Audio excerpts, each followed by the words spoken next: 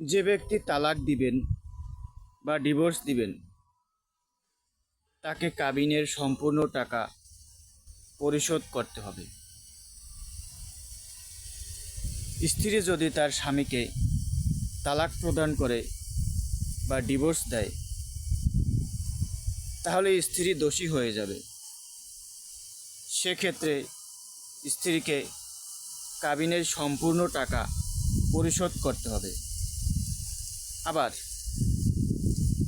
স্বামী যদি স্ত্রীকে তালাক দেয় বা ডিভোর্স দেয় তাহলে স্ত্রীকে স্বামীর সম্পূর্ণ টাকা কাবিনের টাকা পরিশোধ করতে হবে।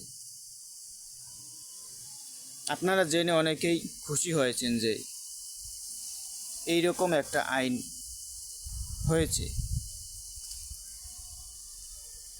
যদি আপনি আপনার স্ত্রীকে তালাক দিয়েই থাকেন তাহলে আপনাকে কাবিনের সম্পূর্ণ টাকা পরিশোধ করতে হবে, তাহলে আপনি দোষী হয়ে যাবেন। এই রকম একটা নিউজ ফেসবুকে প্রকাশিত হয়েছে। আসলে এই নিউজটা একটা ভুয়া নিউজ। এই রকম কোনো আইন হয় নাই যে স্ত্রীকে তালাক দিলে স্বামীর সম্পূর্ণ টাকা পরিশোধ করতে হবে, কাবিনের টাকা দিতে হবে। আবার স্ত্রী তালাক দিলে স্বামীকে তার সম্পূর্ণ কাবিনের টাকা পরিশোধ করতে হবে।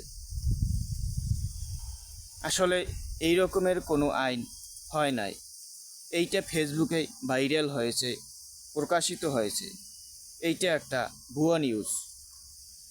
আপনারা হয়তো জেনে অনেকেই খুশি হয়েছেন। আসলে এরকমের কোনো নিউজ, এটা আইন হয় নাই। এই রকমের আইন হয় নাই। এইটা একটা ফেসবুকে প্রকাশিত হয়েছে ভাইরাল নিউজ।